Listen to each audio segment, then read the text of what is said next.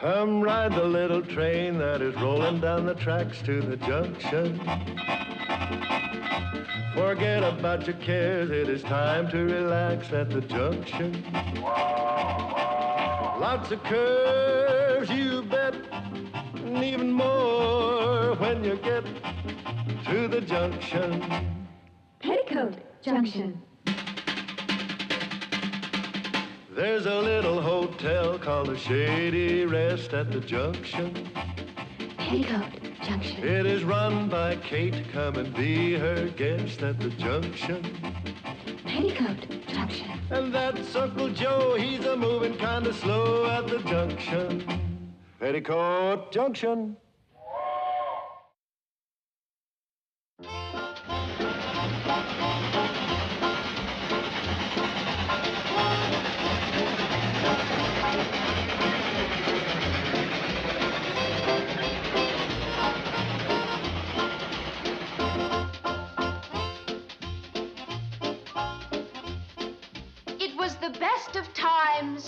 It was the worst of times. It was the age of wisdom. Oh, Mom, will you fix... It was the epic of... Oh, well, I gotta wear this to dance. It was the season... Betty Jo's rehearsing for the high school contest. When is she gonna start going out with boys? She's more interested in winning. Come on. There. We had everything before us. We were all going direct to heaven. We were all going direct the other way. In short... the period was so like the present. Some of its noisiest authority insisted on being received for good or for evil in the superlative degree of comparison alone. There was a king with a large jaw and a queen with a plain face on the throne of England. There was a king with a large jaw and a queen with a fair face. Crying out loud, why don't you get your own earmuff? Sure. So like that some of its noisiest authorities insisted on it being received for good or for evil. How can a feller sleep with all that racket going on? In both countries, it was clearer than crystal to the lords of the state preserves of loaves and fishes that things in general were settled forever. And I'm trying to take a snooze, Betty Jo, if you don't mind. What's the matter? I lost my voice. What? I lost my voice. You ain't going to win that contest unless you talk up. Joe, why did you stop? Uncle Joe, let Betty Jo practice. Go ahead with your speech, honey. I can't. I lost my voice. Now Sarah Jane's gonna beat me. Well, Uncle Joe's done it again. I didn't do nothing. Well, Betty Jo lost her voice when you walked in. Yeah, well, No buts about it, Uncle Joe. You're a jinx. I am not. You are too. Just a second. I don't like that kind of talk. Well, Mom, let's face it. Lately, all Uncle Joe has to do is look at somebody and pow! Disaster. Leaves nothing but a big bundle of bad luck.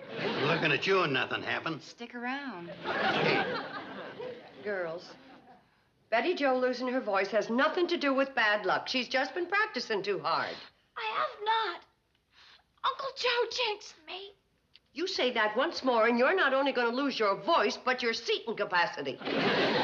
wasn't for the fact that we're related through your mother, I'd sue you for slandering my good name, which ain't Jinx. Now, you see? You've hurt Uncle Joe's feelings. But I've got to get my voice back. We'll get it back for you. All you need to do is rest and sip some hot water and honey. Come on.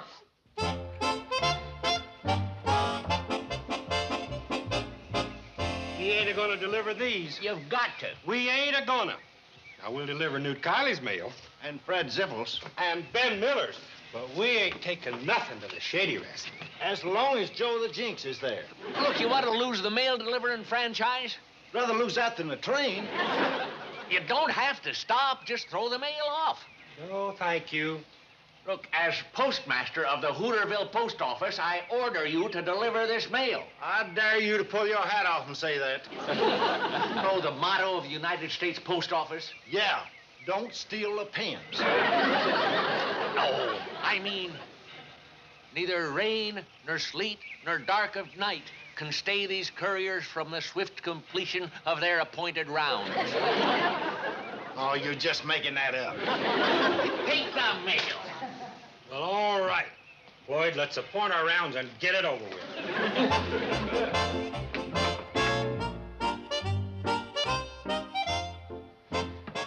Oh, what's that for, Mrs. Bradley? A high school oratory contest. Betty Jo won it 2 years in a row. Now, if she wins again, she gets to keep it. Oh, I hope she does. Did the mail get here yet? Uncle Joe just went down to get it. I'm expecting a letter with a nice, fat bonus check in it for those 12 orders I sent in. Oh, well, good luck. Get away, bad luck. Give me the mail. Get back, get back. Way back out of voodoo range. Give me the mail. Don't come any closer. I'll let you have it.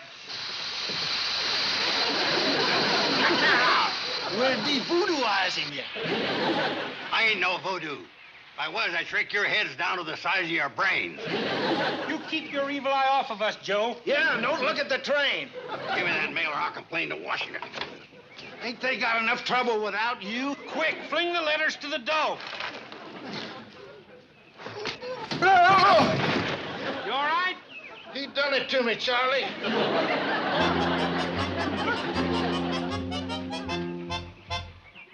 He fell out of the cab. Wasn't my fault. I didn't lay a hand on him. Well, did he get hurt? Oh, I fell on his head. Thanks.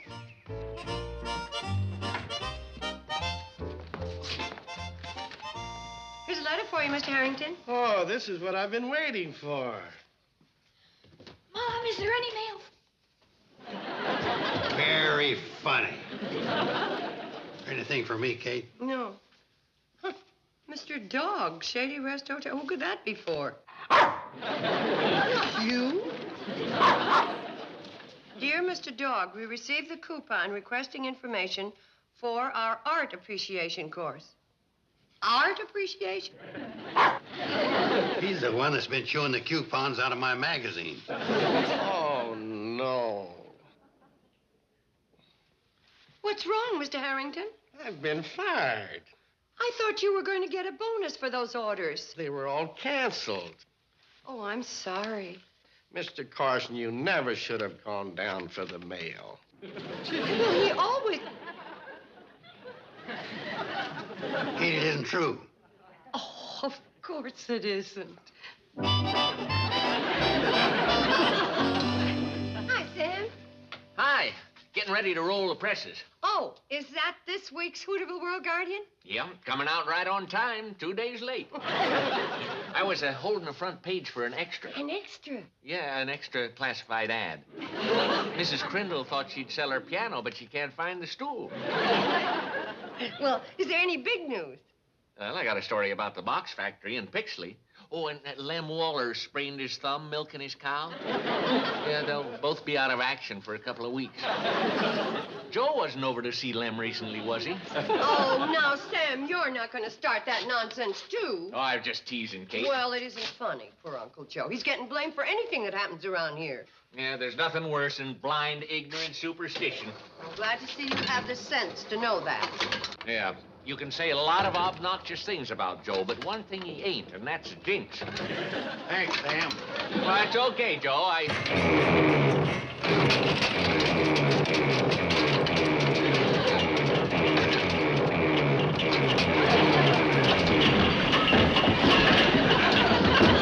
Sam, Get out of here, you jinx! Stay away from this train. I'm going back to the hotel. Not on this train. These are Kate's groceries. Well, put them down. We'll put them aboard. Put him down. Well, pick them up. Well, back away.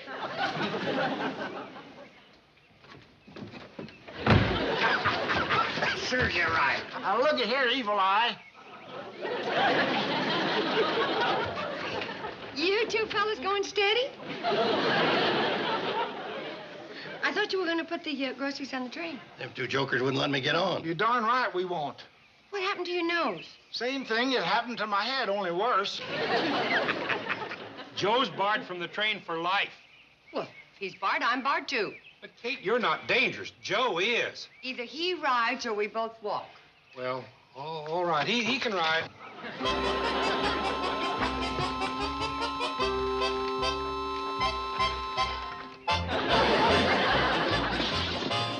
All aboard for the Cannonball's last trip.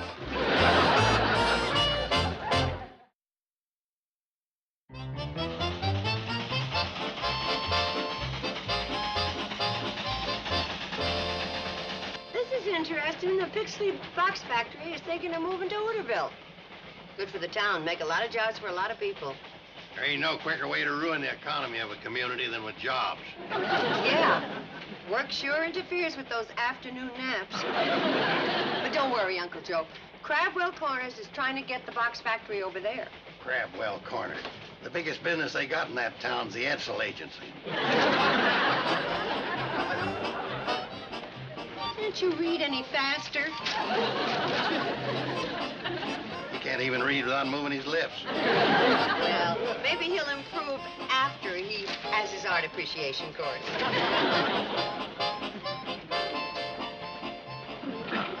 Something wrong, Floyd? Charlie told me to keep an eye on Hard Luck Harry. Good luck, Floyd.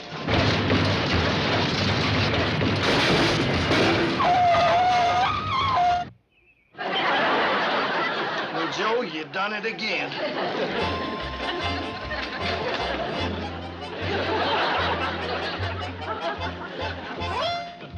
Get off! Get off! Wow, we're in one piece. I didn't do nothing. You're riding on a train, that's enough. It's the first time in years the wheels have run off the track. Wait a second, fellas. Kate, he can't ride our train. Who wants to? It ain't safe. No, Uncle Joe. I'm walking. You go with him. Go on, go with him. Kate, I'm sorry, but he's got us scared. Move! Boy, let's get this thing back on the track. Now, just hold your horses, Arnold. You'll get your West Joe whistle. Yeah, oh, there you are. Hiya, Fred. Hi, Joe. Got a new well? Yeah, need more water. Doris and me's figuring on adding 50 more pigs to our spread. Arnold, watch your manners. Pig sure is slurping up a lot of water. Oh, that ain't nothing, Joe. You ought to see Doris after she gets through plowing. Say, you walking. How come? Oh, such a nice day. Oh.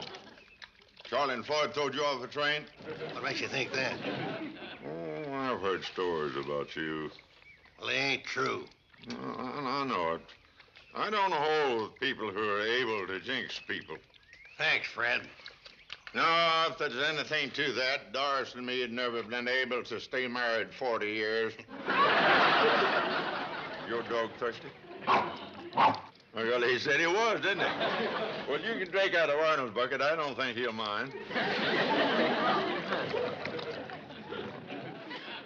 You know, that dog is nearly as smart as Arnold.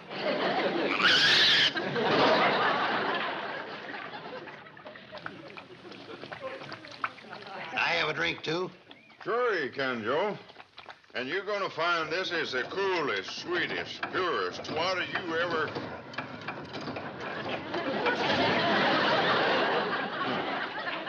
That's funny. Must have dried up. Well, that well goes down 60 feet. You ought to try for 70. Now, that water and that well was all right until you come. Get off of my property, you Jinx. Don't you look at Arnold. Get off of my property. Don't you worry, Arnold. I won't let him jinx you. Don't you worry, boy. Uncle Joe? No, it's us, Mom. Betty Jo, you shouldn't be out in the night air with your throat. Oh, it's fine, Mom. It got better the minute Uncle Joe left. It got better the minute you started the hot water and honey. Now, you get upstairs and go to bed. Yes, ma'am. It was the best of times. It was the worst of times. It was the age of wisdom. And save your voice for the contest. I will. Have you seen any sign of Uncle Joe? Nope.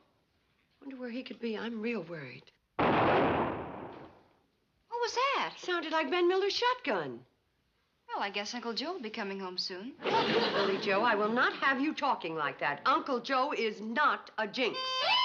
Shake hands with Jinx Carson. What? That's the name I'm operating under from now on. You come with me, Uncle Joe. I kept your supper warm for you. Well, I ain't got time for supper.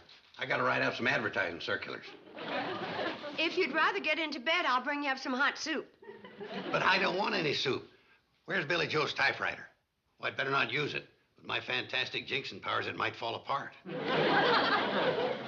Uncle Joe, why don't you get into bed? I'll put the hand car on the tracks and bring Dr. Stewart.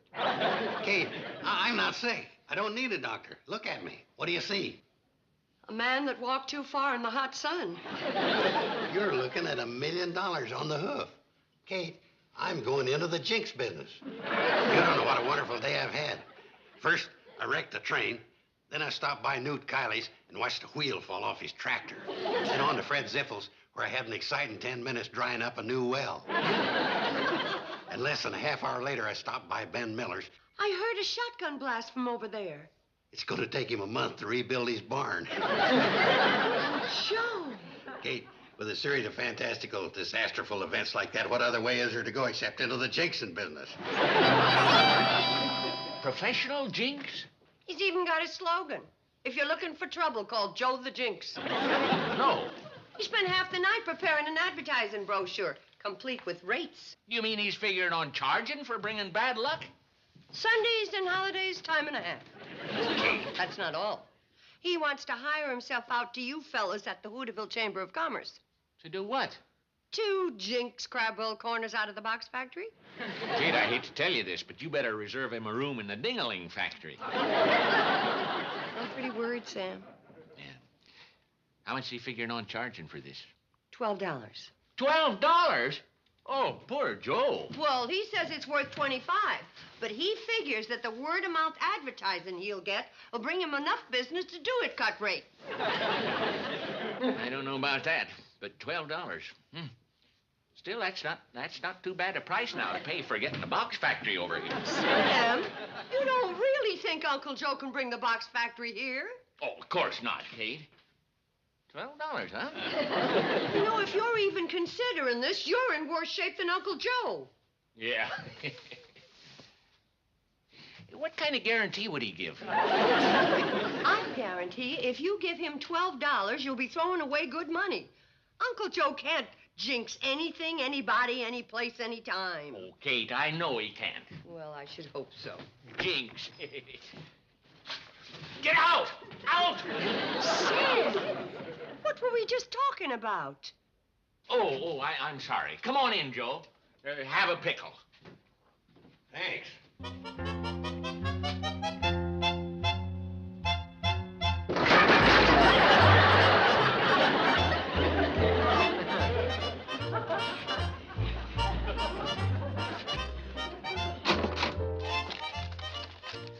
Here's your $12, Joe.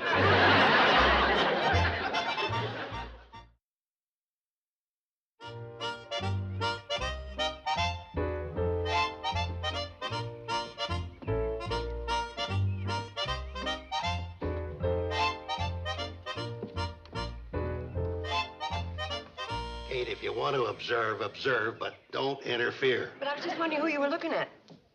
The chamber president, Pip Winslow. He's my prime target. But he's not in there. Who's doing this job, you or me? Kate, will you please? Hi, Pip. Told you. Hiya, Pip. Fine, Kate. Hooterville sends you over to try to land the box factory? Maybe they did, and maybe they didn't. Well, if they did, you're wasting your time. Because Rogers, the manager, is waiting for me in my office to close the deal. You're wasting your time. Rogers ain't going to close the deal. Stop over in a few weeks, and I'll give you a free box. Looks like we got here just in time. Now or never. Come on, let's get around where we can get a clear shot at the office.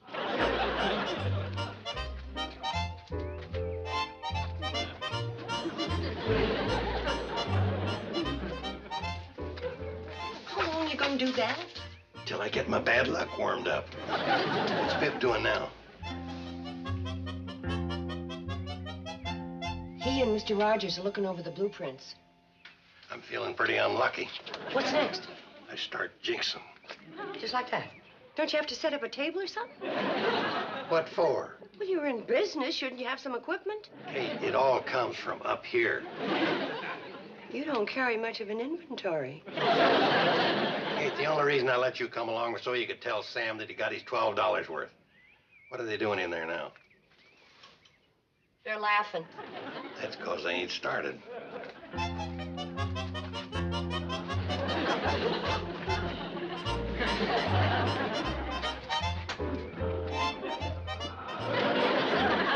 Is that the usual procedure? I gotta get the right bad luck angle. They're still laughing. That won't last long. Kate, are you sure you want to watch this? It can get pretty terrifying. I'll try not to scream. Once I get started, there's no stopping me. Now stand back. Riggedy rack. Riggedy racks. On Crabwell corners, put a double hex. Take cover, Kate! The desk still standing? Still standing. Maybe you better try another bad luck angle. I was just trying to help. Riggedy rack. Riggedy racks. On Crabwell corners, put a triple hex. Take a look at the desk now. Looks better now than before. Wonder if the altitude's the same over in Crabwell corners. Whether it is or whether it isn't, you better get busy. They're going to sign the contract.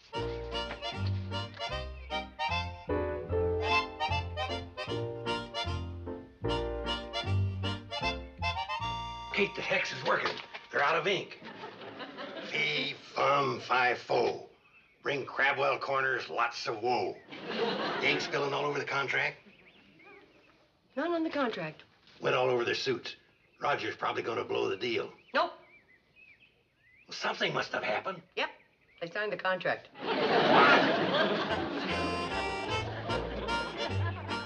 Kate, him stop. Until you stop. Over here, make a jump. Fi, fo, fum, fee. You'll need a hacksaw to get you free. And so Uncle Joe had to give Sam back his $12, plus paying the plumber $8 for sawing his neck out of the bars, but it was worth it. Now we know Uncle Joe isn't a jinx. Boy, it sure seemed like he was. Well, he isn't, so the matter's closed. Betty Jo, you ready yet? Be right down, Mom. Sarah Jane here? No, but she will be in a few seconds. You're supposed to be at the high school half hour before the contest starts. Do you think Betty Jo will win again? I don't know. Sarah Jane's pretty good. How do I look, Mom?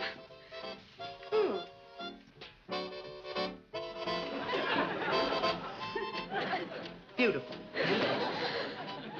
It was the best of times. It was the worst of times. It was the age of wisdom. It was the epic. It was the epic. I lost my voice. What was it you were saying about Uncle Joe? Uncle Joe isn't even here. Well, then who? How? Him! How could you accuse such a sweet, innocent little dog of such a terrible thing? But, Mom, think. Every time Uncle Joe was supposed to have brought somebody bad luck, the dog was with him. Were you? Except in Crabwell Corners, where Uncle Joe could have But used what it. about my voice? We'll get you some hot water and honey. But there isn't time. Yes, there is. Come on. Betty Jo. It's Sarah Jane. You two start the water boiling, and I'll keep her busy. Okay, come on. Good evening, Mrs. Bradley. How are you, Sarah Jane? Just fine. You all ready for the contest? Contest? You don't really think it'll be a contest. Well, it's supposed to be a contest. If Betty Jo had a chance. I've been taking private elocution lessons. Well, is that fair? All's fair in love and war. You did say all's fair in love and war, didn't you? Yes. Well, while you're waiting, why don't you pet Betty Jo's dog?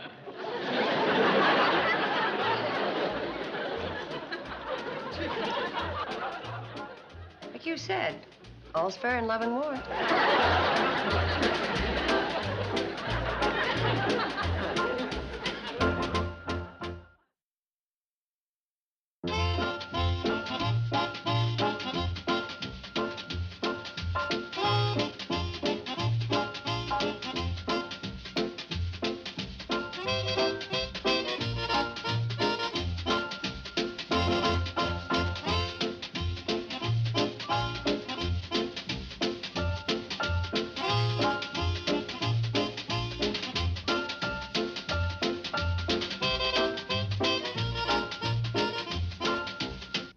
Petticoat Junction. This has been a Filmways presentation.